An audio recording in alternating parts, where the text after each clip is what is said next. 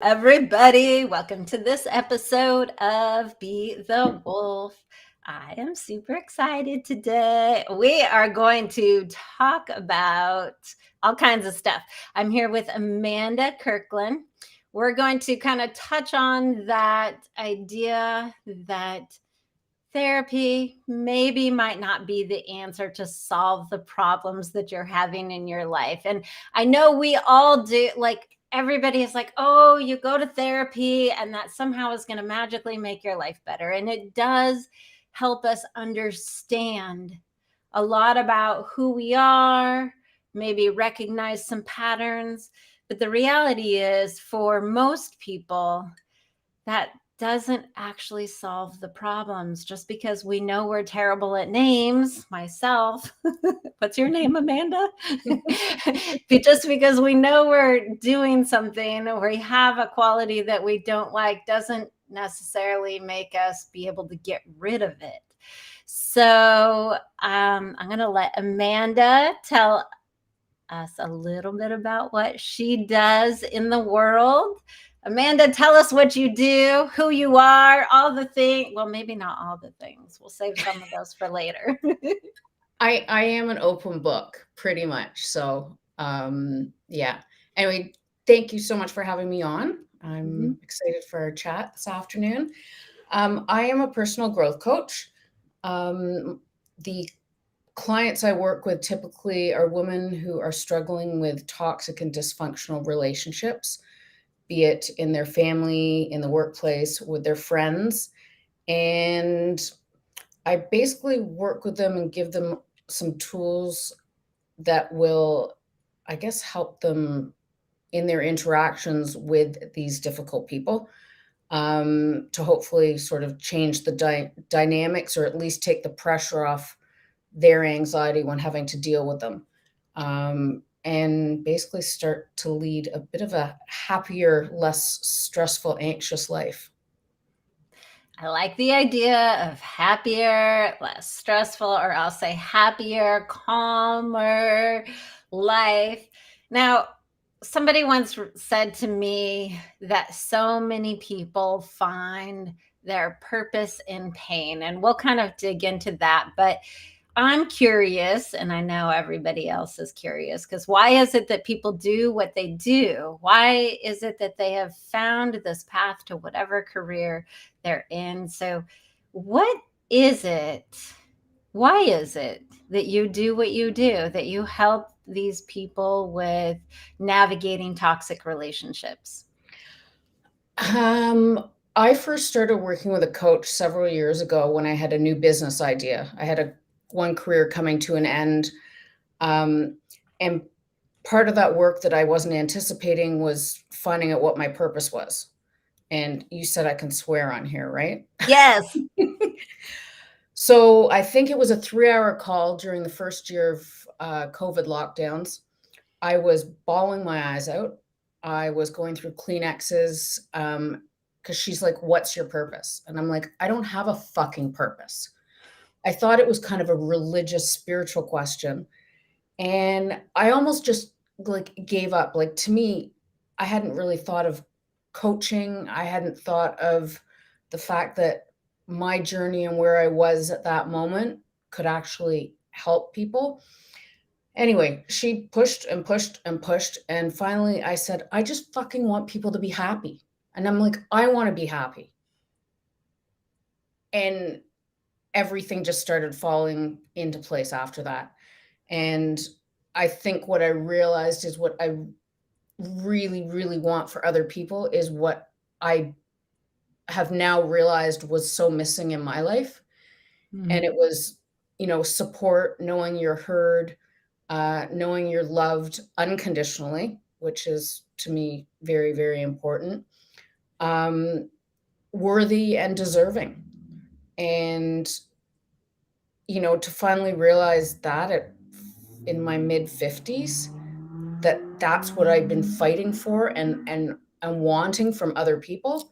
And I know we can't always get it from other people, but I was doing another podcast yesterday and we were having a conversation about, I think people deserve happiness. I had Mhm. somebody argue that with me the other day, and yesterday in the conversation, she's like, it's our God-given right, for lack of a better word, to be happy. Yeah, I was gonna say, and this is something like I put on social media from time to time. I'm like, joy is your birthright. Birthright, that was the word I was looking for. Right? Yeah. We have this as human beings, we have these, the gift of being human is that we can have this huge, wide range of emotional experiences. And if you are, as so many people are stuck in these places where everything just feels like a weight on your shoulder. Everything feels heavy and hard.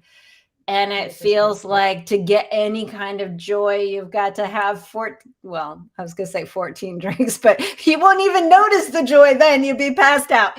But a few drinks to be able to cut loose enough to forget about all of the stress and all that stuff that's just weighing on you. So, as we think about where you are now, so you're a personal growth coach that helps people navigate toxic relationships so that they can be happy, which is a beautiful thing. What were you doing? You said you were at a career shift, a career change when you were working with this coach that helped you uncover your purpose. What were you doing before this?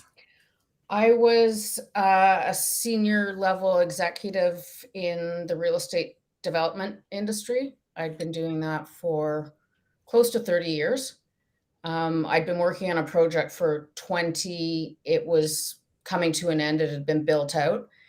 And I did a bunch of research and tried to do some contracting, consulting jobs in the same field. And I discovered that I was going to have to take a substantial pay cut, um, to not have the same autonomy I had had for 20 years, um, of managing a lot of somebody's business. It was a small company, but we did a lot, and it was small staff, so I got my hands in all the pots.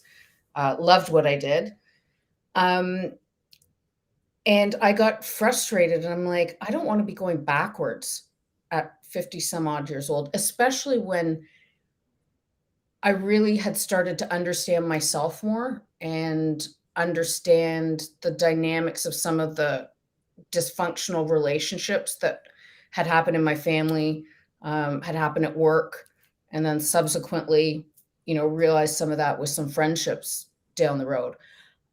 So I kind of had to decide whether to go right, to follow what I had been doing, or do something completely different. And I came up with a concept of being a personal concierge.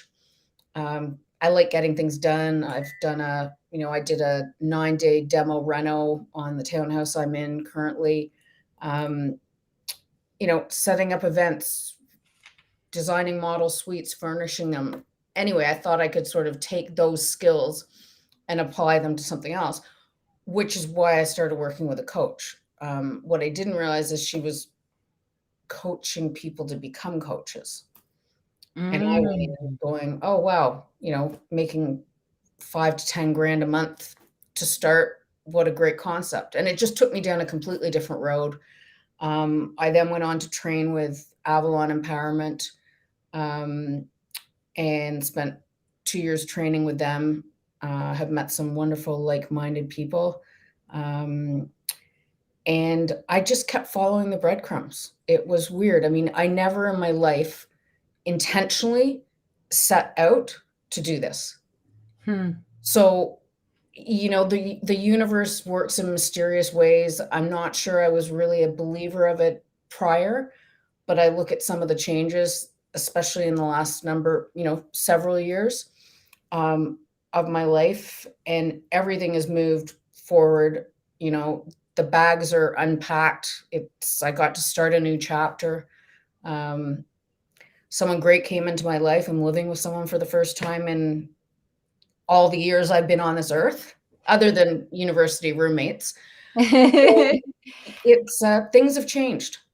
And what would you say, having somebody in your life after a long time and living with somebody, what would you would has this process of becoming the coach you are now made that possible? Absolutely. I 100%.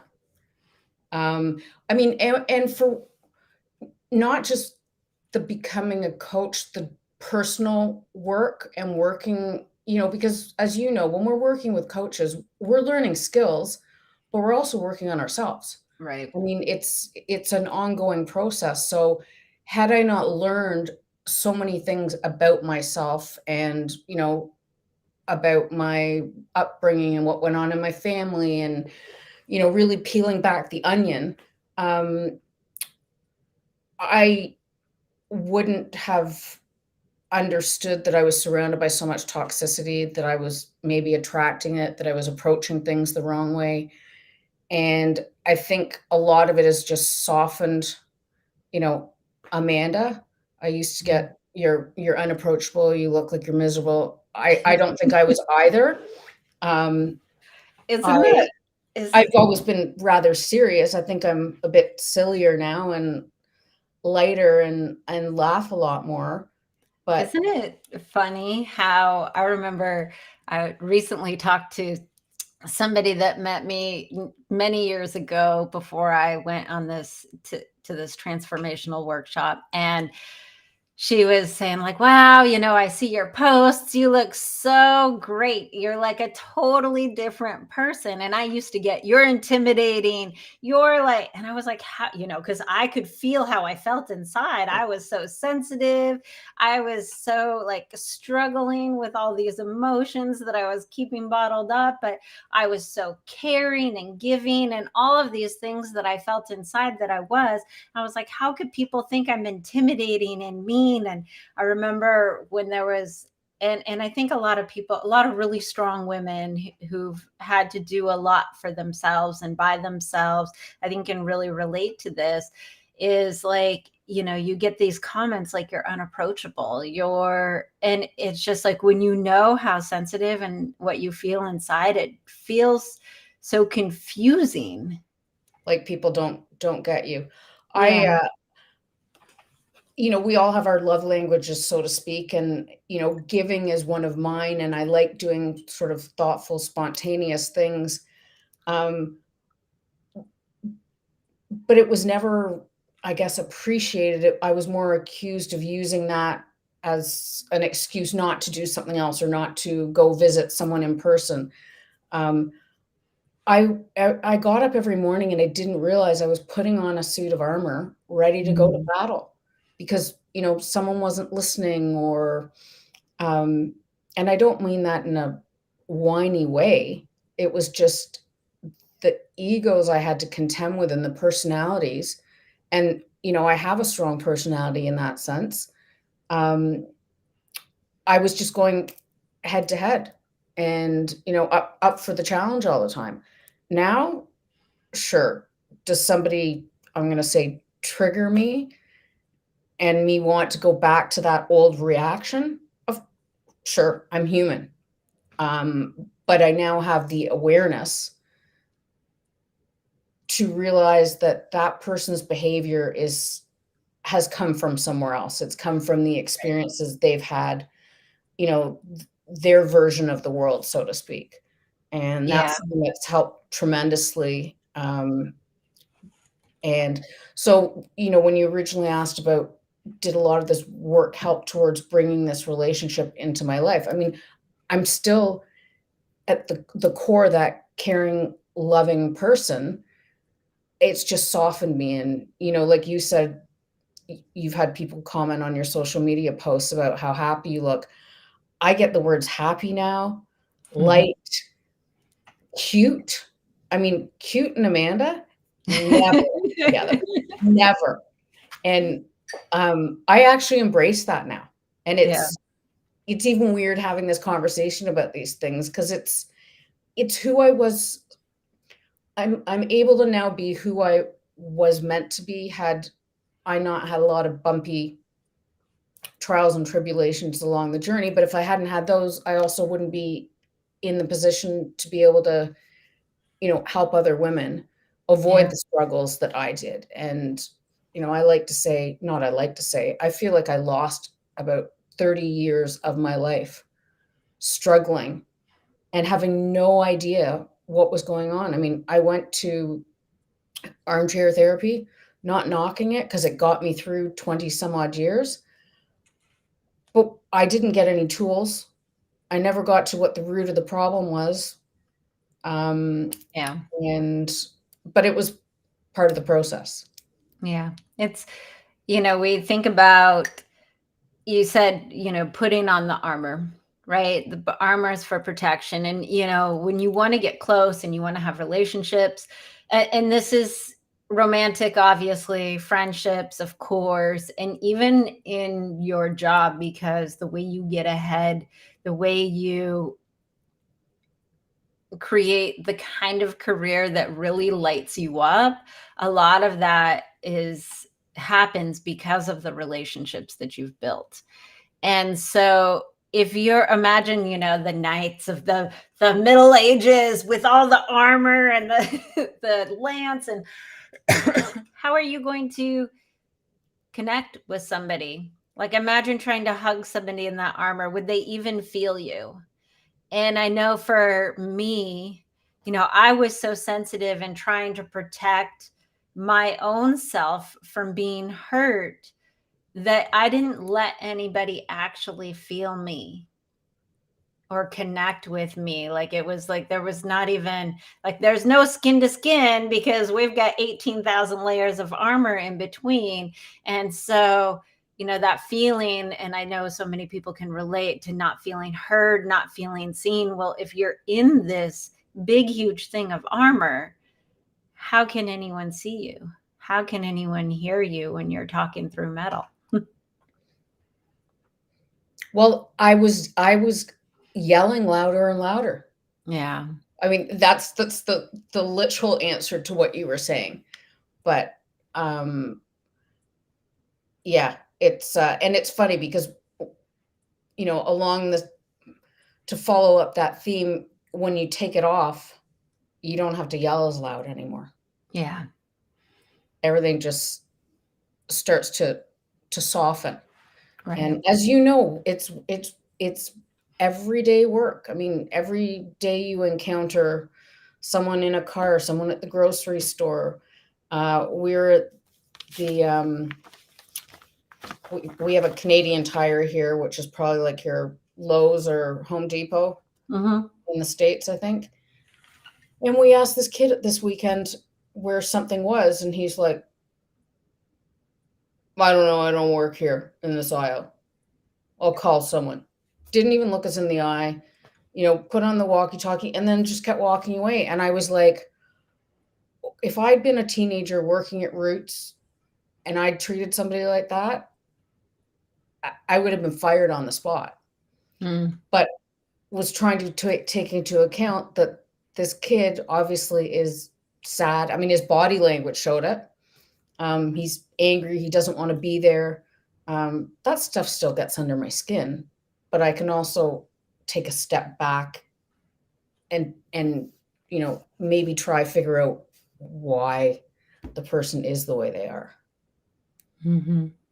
And so when you think about the everyday interaction, because that's the place where our lives happen. And we've got so many people, a situation like that, they might have taken it personally, right? This is like, oh, they're just that, it stirs up the triggers and people take it personally. And the go to loop basically that starts in childhood is this person is treating me this way because they don't like me, because I'm not good enough, Yeah. because and so what's happening is these circumstances, these things that push your buttons are triggering old stuff. And I think it's a little heady for some people to be like, no, they're just da da da da da, and it's like, no, it's actually pushing buttons from from your childhood self, like the way you have a smell that takes you right back in time, and you feel the feelings of being right there. And we've all had these moments where people have dismissed us, overlooked us, told us we're too much, told us to be quiet, to pipe it down, hold it together, all of that stuff. And in those times when it comes from somebody you really love, it creates these places where we're just like, okay, what's wrong? Like something's wrong with me, and these beliefs that something's wrong with me. And I know when you talk about going to therapy and trying to figure all that stuff out, and it all My comes parents sent me because they said something was wrong with me. I mean, yeah. that's why I went. Yeah. And the thing is like all of those things that people said to you so many times. I think it's something like if you hear something in a non-emotional state 400 times, you will believe it. If you hear it in an emotional state, it might just take once for Once. you to completely and totally believe it. This is why at like big rallies and stuff, we've seen a lot of this in politics. People get you all hyped up with emotion, and you're just like, you get all angry or upset, and then they tell you the one thing they want you to know, and boom, you believe it because your emotions are so heightened that it's just like that smell that loops you back. And so now every time that story comes up, it'll loop you You back. just you just flashed me back to, like, me being so emotional with my father on the phone one day and so despondent and distraught about I was trying to basically say, "Can't you guys check with me once in a while and see if I happen to be free? I know I'm the single one, but" and he was so mad at me and told me I was making it all about me, and then he blurted out and said, "You weren't born with the proper coping skills." And that was and I was in a parking lot waiting, like, late for a meeting, Right. and tears, just, like, despondent because he wouldn't listen and that's what he turned around and said. So Yeah. when you were saying that, I was like, "Oh my god, you're right." Like, if I think about, my old boss too, Yeah, I was we've just gonna covered say it, this translates into work like yeah, we've crazy. covered for Authority you, you figures. wouldn't make it in a bigger organization or somewhere else. That was said after I was extremely emotional and trying to plead my case about something. Mhm. And, that's sort of like when some of these people come at you, um, they get you at your weakest, and it hurts, and you don't forget it. Well, and that's the thing too. We have these moments, these emotional moments, whether you're projecting and people know that you're emotional, we all know, well, most of us know what it's like to be feeling all this internal storm, but be perfectly like appearing calm. You're probably But better at that than I am. I was really good at it. So for me, it sounds like your way of dealing with people not hearing you was to get louder. And for Yeah, me, I got smaller and quieter and hid it. And I had I mean, people had no idea if I was like fuming with anger because it was a survival mechanism for me. yeah, and I was the opposite. I was a complete open book. Yeah, for me, if I had an emotion, if I argued, if I went against the gaslighting, it was dangerous. It was physically dangerous for me. So I got really good at just holding it in, keeping it straight. I didn't even express anger, I think, until maybe 5, 8, well, yeah, maybe 5, 7 years ago. And your body keeps score, right? As they Oh, say, yeah. so that's a lot of pent up. Oh, And yeah, I've been moving emotions that have been trapped in my body out for years. And, that's one of the things people don't realize. It's so important to learn how to process your emotions so that you can make good, positive decisions, so that you can make the decisions that lead towards the things that you really want in life. So often we make decisions to get out of the way we're feeling now. So for me, it was, stay safe, hold it all in. For you, it was yell louder and hear me. And, you know, but both of those decisions, we were both in an emotional state. So we weren't making the best decisions that would support the future. And we didn't know why we were doing what we were doing, and we didn't at the time probably even realize what we were Yeah. doing.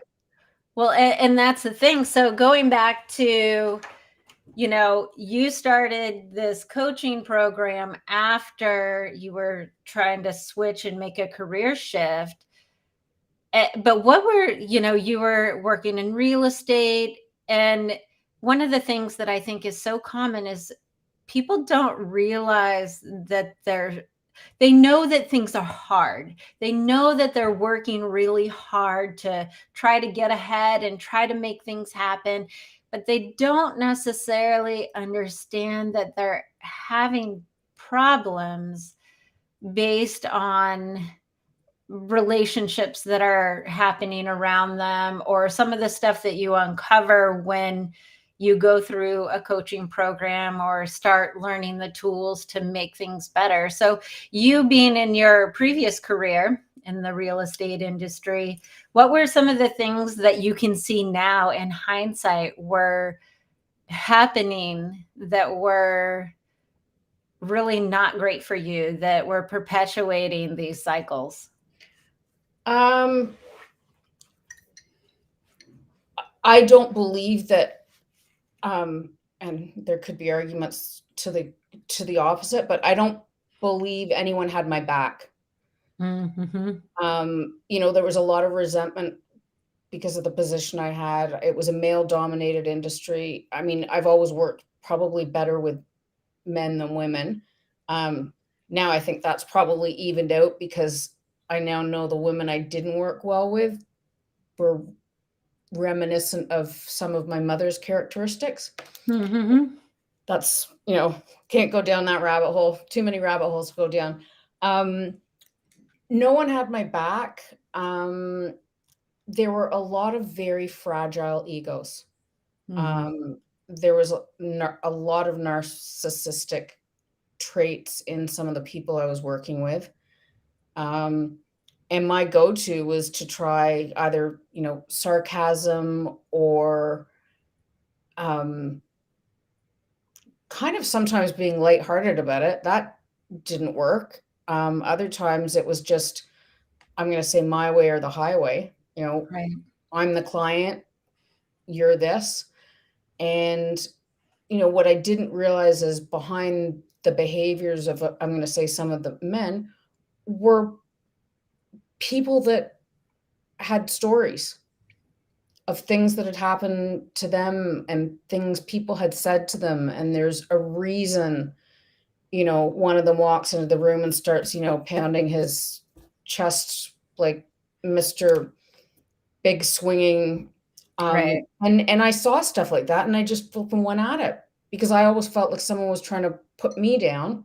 Right. And, I was single female, no family support, like on my own and determined to do well. And I did do very well. Um, I was making great money when things finished and kind of had to start from scratch all over again. But like the place I'm in now, it's just emotionally free, like Right. freedom and light and happy. So it just, in the workplace, there were, you know, you've got coworkers who are negative Nellies and Debbie Downers and not trustworthy. And, my go-to was to try to like deal with stuff like that, like head on. And it ended up backfiring and it made me look like I was the one that had the problem with everybody. Mm. And one of the things I've had to really let go of is, expectations about other people's behavior, Yeah. expectations that somebody's going to step in and say, Amanda, you're right. So and so, you shouldn't be doing this, because that never happened. And I think, I don't think the personalities would have changed, the situations would have changed. Like I said earlier, if I knew that it wasn't necessarily about me, that would have lightened my load. Yeah. And if we can look at things like, they say you never really understand a person until you walk around in their shoes. We can only do that to a certain point, because we're still only seeing it from our perspective.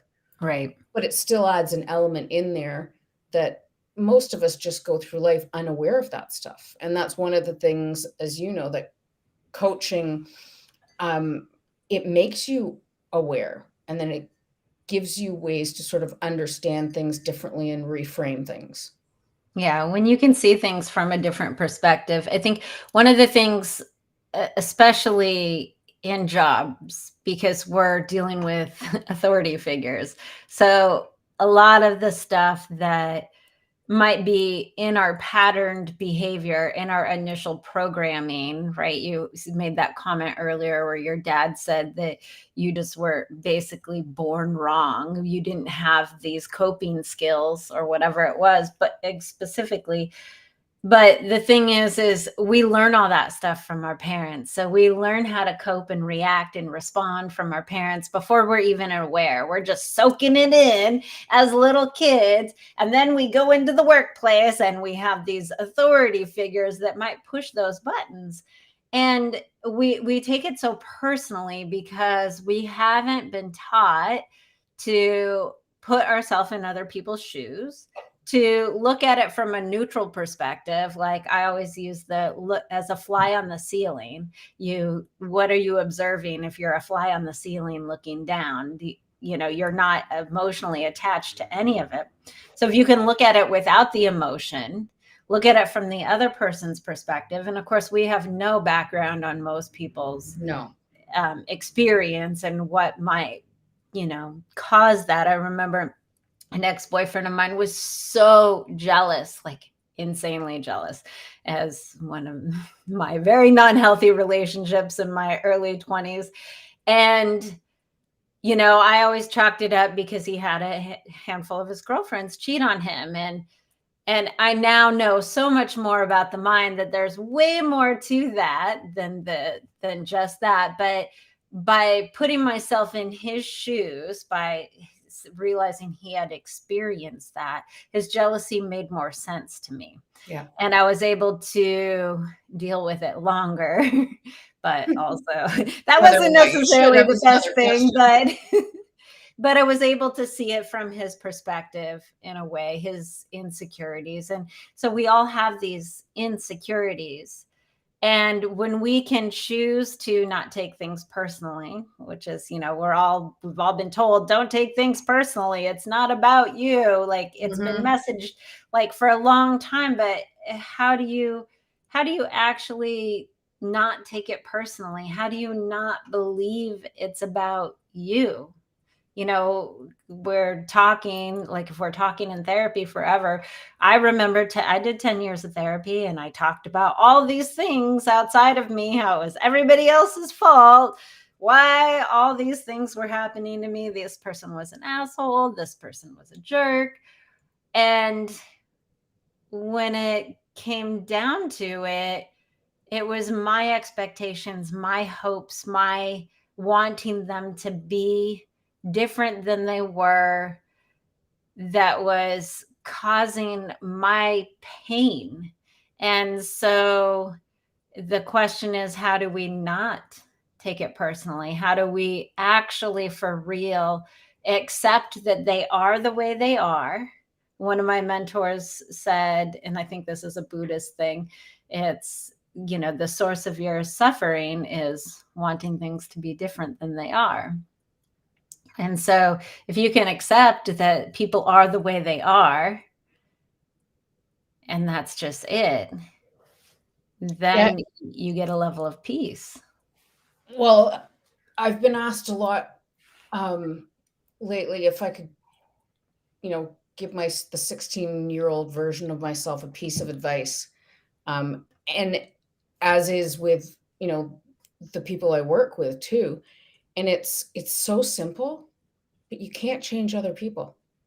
Mhm. And accepting that, and then starting to learn about things like, generational trauma, or they did the best they could with the tools they had at the time. Um, and that, there's people like you and I, and hopefully some people listening and watching, our conversation, whether it's today or in replays, that actually want to work on themselves. They want to be happier. They want to be surrounded by, like-minded, positive energy, good vibe stuff. And that there are others that are never going to change. They're never going to look inwardly. They're never going to acknowledge there may be, I hate saying there's something wrong with them, but sometimes there is something wrong with people, but it's not necessarily their fault. It's a result of, like I said earlier, every experience they've had, everything that's ever been said to them. Um, I don't believe people are just born bad or wrong or something. I mean, we all come into this world as these innocent little bundles of, Joy. uh, Bundles of joy. bundles of joy, and then, the world sinks their teeth in to us, and, takes away some of that innocence and joy. And granted, it's life, but, some people have shittier experiences than others do. And, I think you were sort of saying the same thing. Like I'm saying, you can't change other people. It's like you've just got to accept some people are the way they are.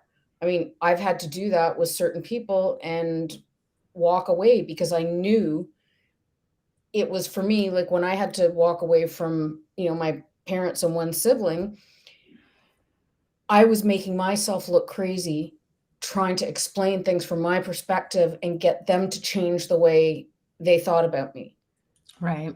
to the point where, like, my doctor got a letter one day saying they thought I was having on the verge of a mental breakdown and that I was divorcing myself from them and my sisters. And it was also because I was setting boundaries. I didn't know what boundaries were at the time, but, and I finally just went, I can't fight this anymore. I just have to take care of myself and realize that I'm never going to be able to turn their version of me around. And the day I accepted that and started, moving forward on my own, things started changing dramatically. Yeah. Not It's immediately, but it's such a huge place to let go of wanting things to be different than they are, and having the strength to walk away. And here's one of the things that I think is really important in that is that, we fight to be seen, to be heard, to be understood, right? Those are human needs and desires. And the reality is, not everybody's going to see you, hear you, understand you. In yeah, fact, it's almost impossible for somebody to truly, really understand you, because most people don't even understand themselves completely. Why did I react that way? I don't know. But wanting that fight to be heard and understood, you've got to look at, what is that taking from you? What is the energy you're spending on that? We think about in a job, if you're fighting to get your ideas heard, to be recognized, to be appreciated, and these people are stepping on you, overlooking you, and passing you over for raises, promotions, whatever it is. So you begin to look at, you can't change them. So what do you do for yourself? How do you find peace for yourself instead of running yourself up against a wall over and over and over again? yeah, I that I remember the last building we were launching, and I had renovated the sales office and done new model suites, and we had a big, huge broker launch, and no one had sort of seen all this going on. So all of a sudden it's like grand reveal, and no one said anything. I put on this huge luncheon. I took things very personal pride in them, which, if I were ever to do that again, I think I'd take that step back and not take that, you know, possessiveness, so to speak. And I remember saying, well, like, what do you think? Like, did I do a good job? And it was like, are you happy with what you did? And I was like taken aback. And the attitude was basically like, well, you're getting paid to do this. So what kind of praise or pat on the back do you need? And I would never manage anybody like that or treat anybody like that in my entire life. That's just not how I'm cut, the cloth I'm cut from. But that's when I realized that as much as we all want external validation, and we are going to get it, and some people do give it, there's no doubt about that. But we also have to take care of ourselves in that way. And I was so proud of what I did, and to try banish the conversation before that, it was hard to do because it really, really hurt. And I had to keep reminding myself, you did good. Like, you did a great job. And the key, I think, is that to get to that place where that's enough, where you It's still hard sometimes. don't need to get that external Yeah. validation. I know for me, I've peeled back layer after layer after layer. And it's so much about what I teach my clients to do so that they can get to that point where you finish it and you're like, fuck yes, I did awesome. And even if nobody says a thing, if you get no external validation, you still are filled with that joy and pride of accomplishment. It took me a long time to get here. And I still every once in a while, if it's like I've been trying and failing, trying and failing and trying and failing and nothing's working, I'll get upset. But if I finish something and I'm proud of what I did, then it gets to the point where it's like, it doesn't really matter what anybody says. And if it doesn't work, Or I'm what like, all anybody thinks. right, we try again. Mhm. And it took me a long time to get here. And it took me, I don't even know how many different programs where I taught and learned and then started coalescing all of the different things that I learned, making new systems, new things. And but it's the challenge, right? To get to that place where we cannot take things personally, where it's our self-validation that matters, Mhm. and that we get to look externally for feedback so we can get better, not because we need it to feel good about ourselves. Yeah. No, great points. Yeah. And that's, I feel like, where you really get to start to create the life that you want when you can get to that place. And it's a road. And It is, I, it's a journey, that's for sure. and like, there are a lot of great therapists out there, I do have to say, and a lot of therapists are now using some of the tools Mhm. that people like me, people like Amanda use with their clients. And so I think the capacity for getting more results from therapy is there more than it ever has been. But I know so many people that have been 20 years in therapy and are still constantly triggered on more medication than they've ever been. Like so many things, like none of these problems are getting solved. Yeah. I when I first started working with the coach, and this was after the what's your purpose struggle, I didn't realize how much peeling of the onion back and how much, I'm going to say, damage had been done to me by things said, and how it made me feel about myself and see the world and see other people. Um, I remember her saying to me, she's like, how many shifts have you seen in the last 5 months compared to 28 years of Yeah. armchair therapy? And I was like, and and as you've said, I think it's changed a lot today, and whether it's a psychologist or a psychiatrist, they are using different tools. Um, but it's addressing the root of the problem, not what Yeah. in coach speak we say the presenting problem. Like, I still have to once in a while get rid of the limiting belief about people not liking me, because Mhm. that's just, ingrained in me. And, when that happens, I have to realize that, okay, so how is this a problem? Why is it a problem? And when I start delving deeper into that, it turns out that it might have nothing to do with me. It has to do with that neighbor walking down the street who is just miserable. Yeah. And I haven't done anything wrong. But because I'm used to people or thinking people don't like me, Yeah. um, that's my go-to. And then the places, like, we create results in our life, whether, every action has a opposite reaction. So they say in physics, it's, somebody's a jerk to you, and if you have this belief that people something's wrong with you or people don't like you, and then so that maybe that makes you shut down or lash out, and that part is your responsibility. Mhm. Right. So, Absolutely. you're shutting down means that you're really not heard.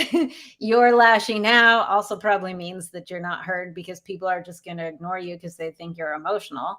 And so that part is your responsibility. And we think about creating a better life for ourselves. It is about taking responsibility for what we can take care of, which is ourself. We can't, right? We've already established we can't control everybody else. No, and I can't say anything. I mean, there's the old Amanda is still like in there, in the sense I want to either sarcastically smile and say, "Hey, hi," or "Is there a reason you've walked past me for 3 years and never said a word?" But even me saying that now to you, like the energy it takes, Yeah. and now I don't even look at him. I just keep walking by. I try to make sure my body language isn't hostile, because I know I could come Right. across that way, but it takes too much Yeah. energy. And, as you and I now have learned, I mean, a lot of this just is awareness people don't have in everyday life. Yeah, it's very true. So, Amanda, how is it that people get in touch with you? I'm going to ask you one more question after this, but how is it that people get in touch with you, work with you, so they can start to navigate these toxic, dysfunctional relationships in their life in a more empowered way? I'm on Instagram and Facebook under Amanda Kirkland Coach. My website is amandakirkland.com. I have an ebook. I think you've got it linked in the notes here. Mhm. 4 secrets strong, gritty women need to know to rise above toxic relationships. And then in brackets, without hundreds of hours of therapy. Um, if you register on my website, you'll get a PDF download of the book. There's also a link to it on my Instagram.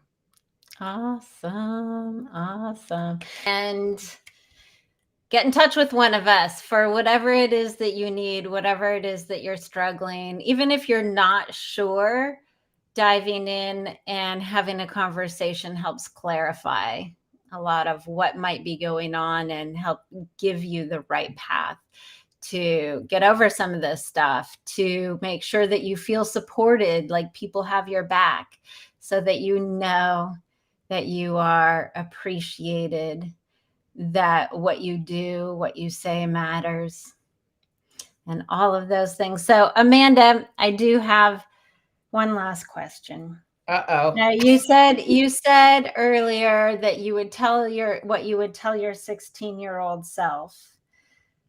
But what about that woman who was doing really well in her career?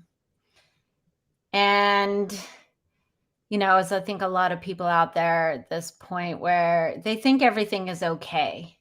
They don't even realize that life could be way better than it is. What would you tell that woman or the people that are in that place? What would be the advice you would give them? Well, as you know, being a solopreneur has its ups and downs. Um, and this just goes from personal development too. If you've even, if you're watching this, you're already walking down the path of being interested in, making some changes in your life. Um, I hit walls, as I'm sure you do, where I'm like, what am I doing? This is hard. Um, and am I going down the wrong path? And somebody I was on with a while ago typed into the chat one day, Amanda, do some joy stacking. And I'm like, joy stacking? What's that?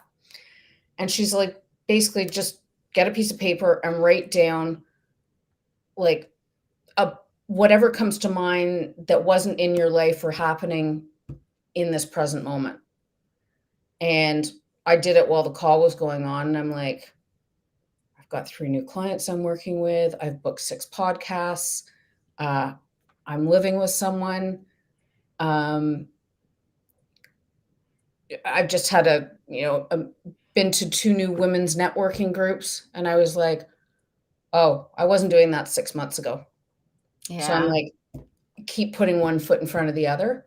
And like I said, that's with either our solopreneur coaching journeys or with, your own personal growth journey. I mean, when you hit those walls and you revert to old behavior, the fact that you're even realizing that is something to celebrate.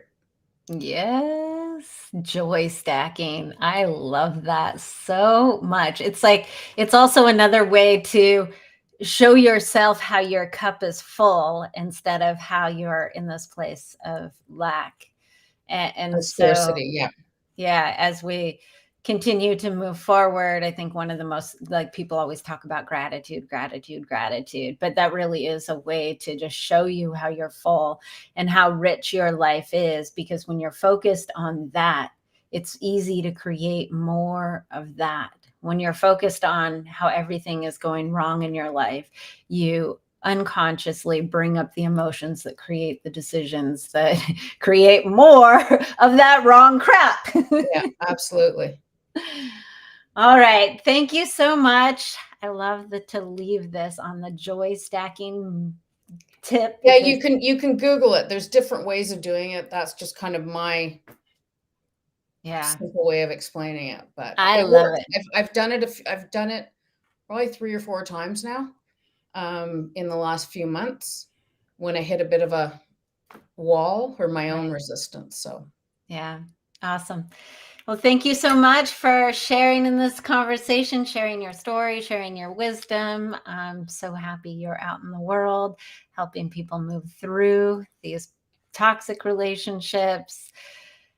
It's the more empowered we become, the more we can create.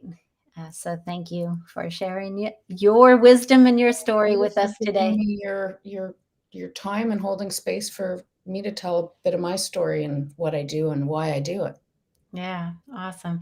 And remember, everybody, when we feel good about who we are and what we do, we elevate and evolve humanity. I will see you all next time on Be the Wolf.